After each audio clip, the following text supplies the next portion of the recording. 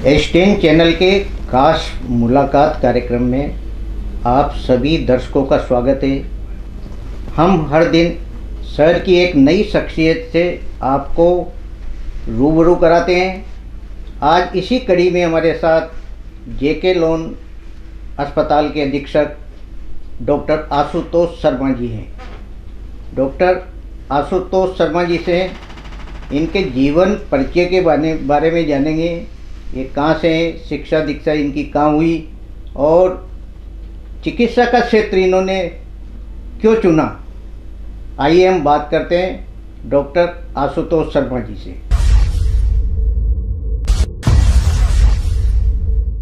Doctor Ashutosh Sharma ji, आपका हमारे studio में पधारने पर बहुत बहुत धन्यवाद। धन्यवाद सर। बहुत डॉक्टर साहब, आप अपने जीवन परिचय के बारे में बताएं।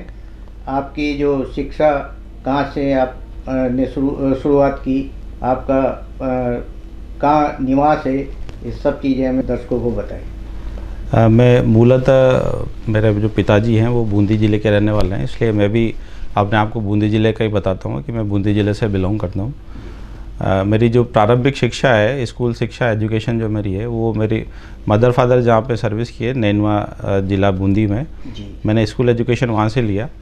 उसके बाद पीएमटी के लिए जैसे पूरा विश्व अभी कोटा में बच्चे आते हैं, उसी तरह से मैं भी कोटा आया था और मैंने पीएमटी क्लियर करके, उस टाइम पीएमटी चला करती थी, नीट अब बोला जाता है उसको, तो मैंने उसको क्लियर करके कोटा मेडिकल कॉलेज में मैंने एडमिशन लिया एमबीबीएस में।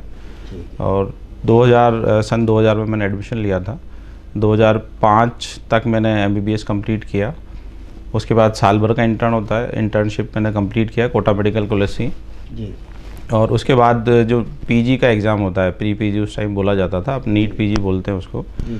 तो मैंने एमडी कम्युनिटी मेडिसिन में 2007 से लेके 2010 तक आरएनटी मेडिकल कॉलेज उदयपुर से पास आउट किया वो। उसके बाद गवर्नमेंट जॉब में मैं आ गया हूँ। मैं लगभग 2 साल में बांसवाड़ा डिस्ट्रिक्ट में सीएचसी प्रतापपुर पर मैंने काम किया और उसके बाद आरपीएससी क्लियर करके मैं असिस्टेंट प्रोफेसर या सहायक आचार्य की पोस्ट पे मैं मेडिकल कॉलेज कोटा में मैंने वापस से ज्वाइन किया और मैं काम कर रहा हूँ अभी तक इधर। डॉक्टर साहब, जेके लोन संभाग का सबसे बड़ा अस्पताल है, इसमें क्या क्या सुविधाएं हाड़ौती की जनता को के लिए उपलब्ध है? जेके लोन जो अपने कोटा संभाग का सबसे बड़ा मातृ और शिशु चिकित्सालय है जी। इसमें बेसिकली 2 ही डिपार्टमेंट हम रन कर रहे हैं। एक तो प्रसूति व स्त्री रोग डिपार्टमेंट है और दूसरा शिशु औषध विभाग है जी। हमारे पास आज की डेट में हम जो बेड संचालित कर रहे हैं उनका नंबर है 870 जी। हम विश्व स्तर की सुविधाएं शिशु औषध रोग विभाग में दे रहे हैं। इसके लिए हमारे पास NICU है, PICU हैं, MTC वार्ड हम और रन कर रहे हैं, NNW नियोनेटल वार्ड हम रन कर रहे हैं वहाँ पे जी। और आपको जान के आश्चर्य होगा कि जो हमारा सर्वाइवल रेट है NICU का, एडमिशन जो बच्चे एडमिट होते हैं उनका जो सर्वाइवल रेट है वो लगभग 98% है। मतलब जो बच्चा हमारे 100 बच्चे एडमिट हुए तो हम 98 को हम उसमें बचा पाते हैं जी। इसी तरह से लास्ट ईयर ही हमने जो प्रसूति एवं स्त्री रोग विभाग है उसका लेबर रूम का और इमरजेंसी OT का रिनोवेशन करवाया था राज्य सरकार के मार्गदर्शन में, उनके सहायता से। तो उसके बाद हमारे पास लगभग 50 बेड है लेबर रूम में, वो भी बिल्कुल टॉप क्लास है, फर्स्ट क्लास लेबर रूम है। और जो लेबर टेबल का कॉन्सेप्ट था पुराना, हम उसको काफ़ी पीछे छोड़ के हम बर्थिंग बेड पे हम उस पर काम कर रहे हैं।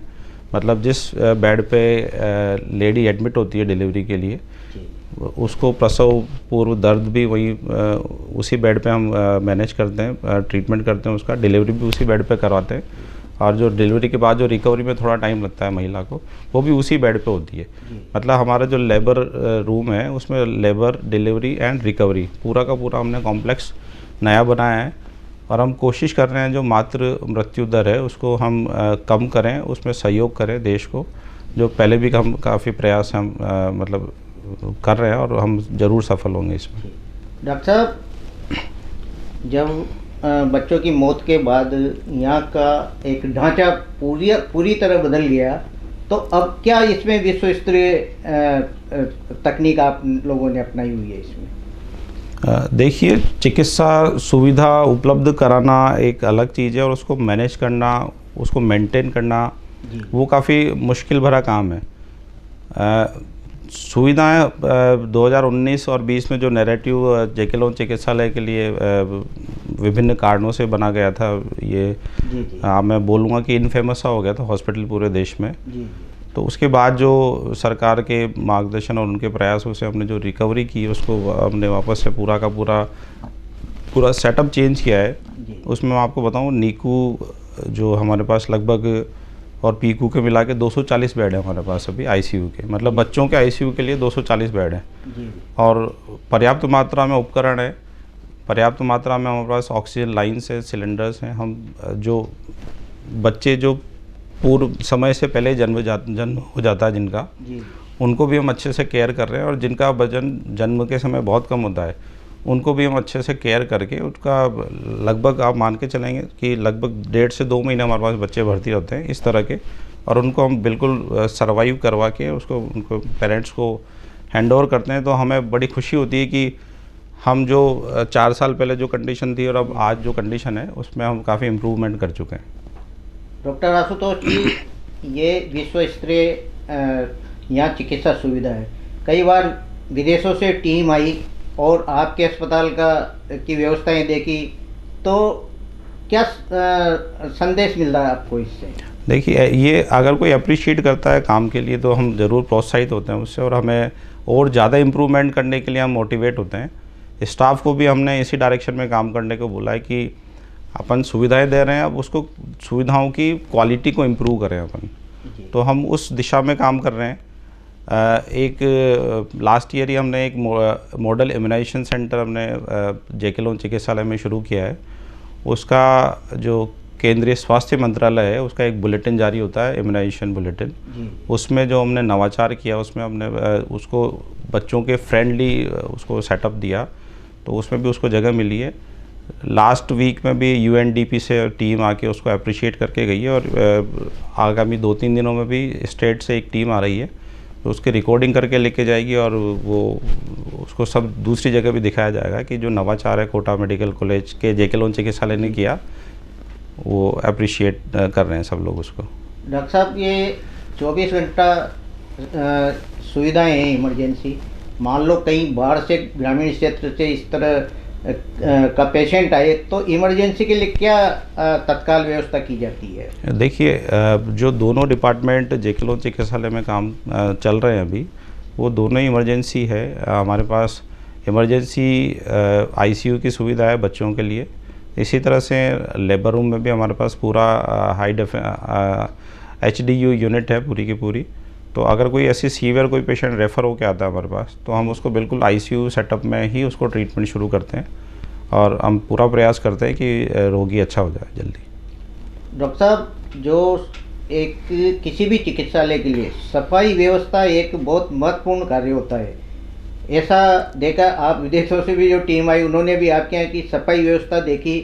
किस तरह आप मैनेज करते हो इसे?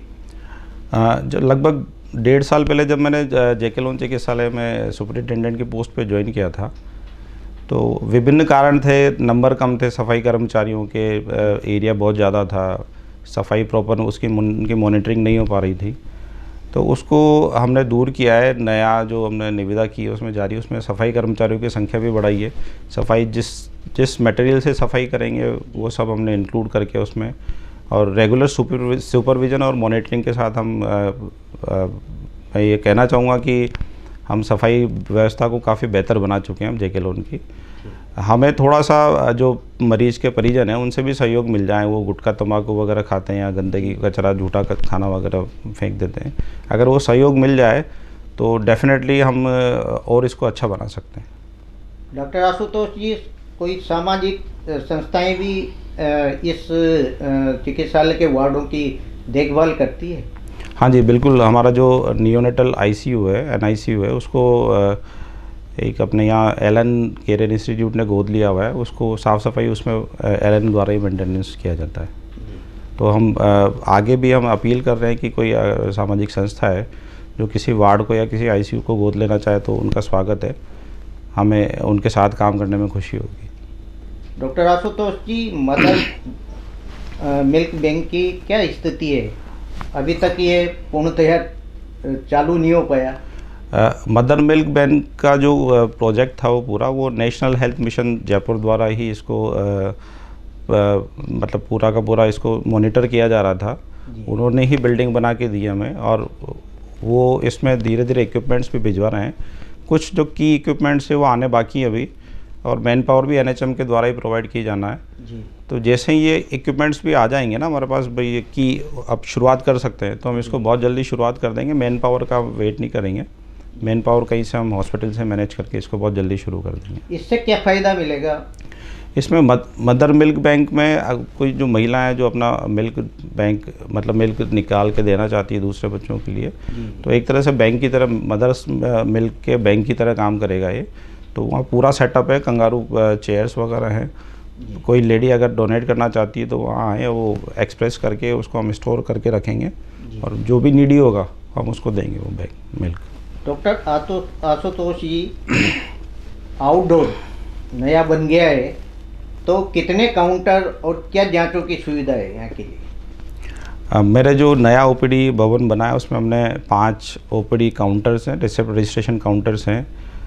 जो भूतल है उसी पे एक तरफ जो प्रसव पूर्व जांच की जाती है महिलाओं की, उसका पूरा डिपार्टमेंट है, दूसरी तरफ प्रसव स्त्री रोग का डिपार्टमेंट है, और इसी भूतल पे हमने DDC भी स्थापित कर रखी है, और जो sample collection blood sample collection है वो रूम भी हमारे पास इसमें है। प्रथम तल पे हमारा जो इमरजेंसी ICU है पीडियाट्रिक्स का, वो है। इसी के साथ में लगता हुआ हमारे पास OPD है शिशु औषध विभाग का। तो ये हम 2 रन कर रहे हैं। OPD का जो 2nd फ्लोर है उसमें स्त्री व प्रसूति रोग विभाग के स्पेशलिटी क्लिनिक है। स्पेशलिटी क्लिनिक जैसे कोई किसी को इनफर्टिलिटी या निसंतानता है तो उसका हम वहाँ पे उसको चेक करके उसका ट्रीटमेंट किया जाता है। तो इस तरह से OPD में ग्राउंड के साथ 2 फ्लोर और ऊपर है जिसको हम फुली यूटिलाइज़ कर रहे हैं अभी। डॉक्टर साहब, दवाइयों की क्या स्थिति है जो मरीजों को निःशुल्क मिलती है, या कई दवाइयाँ उपलब्धता नहीं होती?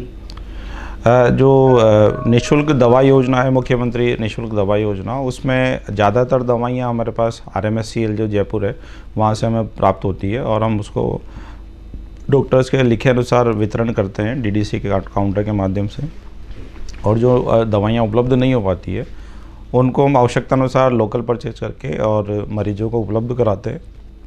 उनके इलाज में कोई मतलब हम कोताही नहीं बरत रहे हैं। जो उपलब्ध नहीं होती है वो लोकल जो RGHS अप्रूव्ड फर्म है उनसे परचेज करके हम दिला रहे हैं। डॉक्टर आशुतोष जी, संभाग का सबसे बड़ा अस्पताल है, भीड़ भाड़ भी ज़्यादा रहती है, मतलब सुरक्षा व्यवस्था के लिए क्या व्यवस्थाएं चिकित्सालय में की हुई है? चिकित्सालय की सुरक्षा व्यवस्था को हमने आउटसोर्स किया हुआ है। इसमें लगभग हमारे पास 90 गार्ड हैं अभी, और राउंड द क्लॉक हम जो प्राइम पॉइंट है, हमारे जो सेंसिटिव पॉइंट है वहाँ पे हम गार्ड्स को लगाए रखते हैं। हमारे OPD में भी राउंड द क्लॉक जो गार्ड्स हैं वो रहते हैं। इमरजेंसी में भी हमारे पास गार्ड्स की हमने सुविधा उपलब्ध करवा रखी है, और जो आसपास का परिसर है उसमें भी ये लोग जो गार्ड्स हैं हमारे वो गश्त लगाते हैं। तो हम पूरी कोशिश करते हैं कि मरीजों के परिजनों को और मरीजों को असुविधा नहीं हो। हम भीड़ कंट्रोल करने का भी हम ये गार्ड्स के माध्यम से ही हम लोगों ने मैनेज किया हुआ है। हम कोशिश करते हैं कि अनावश्यक जो परिजन है वहाँ पे हॉस्पिटल में नहीं आए, और अगर ये परिजन इसमें सहयोग करेंगे हमारा, तो हम जो उनके मरीज़ हैं और जो हमारे मरीज़ हैं उनको हम बेहतर चिकित्सा सुविधा उपलब्ध करा पाएंगे। डॉक्टर साहब, एक चीज़ और सामने आ रही है कि जैसे जयपुर SMRS हॉस्पिटल है, उसमें जो मरीज भर्ती होता है तो एक कार्ड या पास दिया जाता है, वही मतलब उससे मिल सकता है। तो कोटा में ऐसी व्यवस्था कैसे नहीं हो सकती? नहीं, कोटा में इस तरह की व्यवस्था है। हम एडमिशन के टाइम पे, भर्ती होने के टाइम पे मरीज़ के परिजन को वो पास भी देते हैं, पर अपना जो सामाजिक परिवेश है जी। उसमें जो 3 इम्पोर्टेंट चीज़ें हैं, जन्म, मृत्यु और विवाह, उसमें वो 1 या 2 परिजन अपने आप को रोक नहीं पाते हो। ऐसा लगता है कि पूरे हम 4-5 जने जाएं और मिल के आएँ, नए बच्चे से या बच्ची से, और माँ को भी संभाल के आएँ। तो वो थोड़ा सामाजिक दायित्व माने या सामाजिक परिवेश माने अपन, तो हम उसको थोड़ा हम लोग भी फिर रिलैक्स होते हैं कि चलो ठीक है, ये मिलने आए, इनको हम अलाउ करते हैं। पर कोशिश हम यही कर रहे हैं कि कम से कम जो परिजन 1 या 2 ही मिलें एट ए टाइम मरीज के पास रहे, तो हम चिकित्सा सुविधा हम जो प्रोवाइड करा रहे हैं उसको और बेहतर बना पाएंगे। डॉक्टर आशुतोष जी, सीसीटीवी कैमरे कितने लगे हुए हैं जेके लोन अस्पताल में? जेके लोन की जो नई बिल्डिंग्स हैं, ओपीडी और आईपीडी जो पीडियाट्रिक्स का है, उसमें सीसीटीवी कैमरे लगे हुए हैं, पूरा का पूरा वो सर्विलांस के अंडर में है।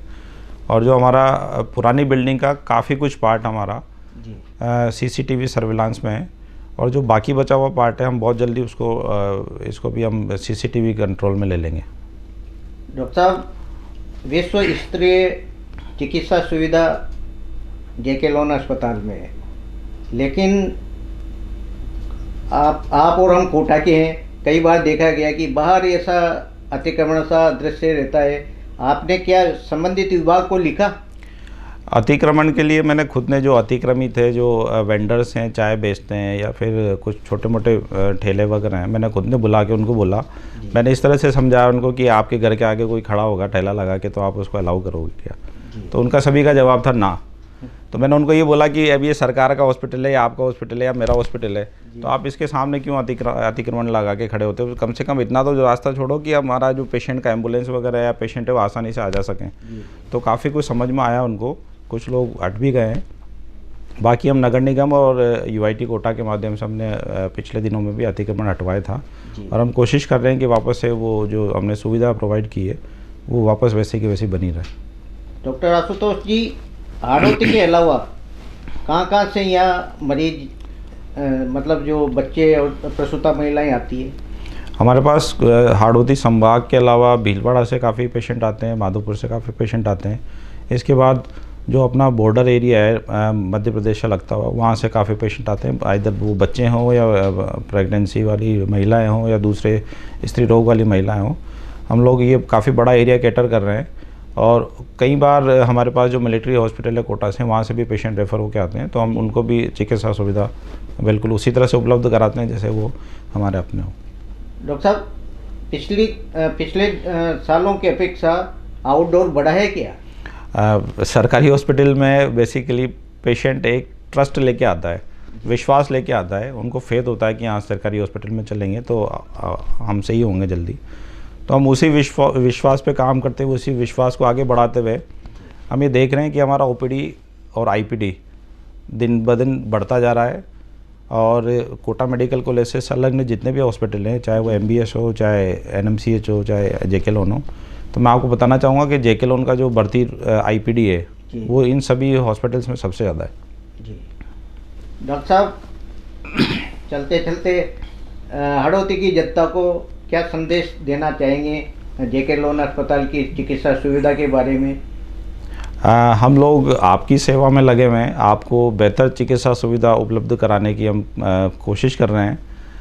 अगर आप लोग थोड़ा और सहयोग करेंगे सफाई व्यवस्था को मेंटेन करने में और जो भीड़ को नियंत्रण में, तो मेरे ख्याल से हम जो मरीज हमारे पास भर्ती हो रहे हैं और जो हमारे हाड़ौती संभाग के जो परिजन हैं, हम उनको बेहतर और विश्व स्तरीय चिकित्सा सुविधा उपलब्ध करा पाएंगे। जेके लोन अस्पताल के लिए राज्य सरकार से किन उपकरणों की आप मांग करते हैं ताकि इस अस्पताल में और बेहतर चिकित्सा सुविधा उपलब्ध हो सके? 2019 और 20 का जो एपिसोड था उसके बाद जो रिनोवेट हुआ जेके लोन चिकित्सालय, उसमें अभी वर्तमान में तो हमारे पास पर्याप्त मात्रा में चिकित्सकीय उपकरण है, और अभी सच ऐसा रिक्वायरमेंट है नहीं। हम लोग पूरा जो हमारे पास जितना भीड़ है, जितना पेशेंट का लोड है, उसके हिसाब से हम पूरा अच्छे से उनको प्रोवाइड करा पा रहे हैं, हम ट्रीटमेंट कर पा रहे हैं। तो रिक्वायरमेंट सच अभी कोई स्पेसिफिक है नहीं अभी। डॉक्टर साहब, स्टाफ की क्या स्थिति है? स्टाफ के लिए भी 2019 और 20 का जो एपिसोड हुआ था उसके बाद राज्य सरकार ने काफ़ी मात्रा में स्टाफ यहाँ कॉन्ट्रेक्चुअल बेसिस पे सैंक्शन कर दिया है, और हम उसको ले चुके हैं, और अभी वार्ड्स और आईसीयूज में पर्याप्त मात्रा में स्टाफ उपलब्ध है, हमें कोई कमी नहीं है इसकी। ये थे हमारे साथ जेके लोन अस्पताल के अधीक्षक डॉक्टर आशुतोष शर्मा जी। इनसे हमने जेके चिकित्सालय के में मिलने वाली सुविधाओं के बारे में जाना। नमस्कार। धन्यवाद।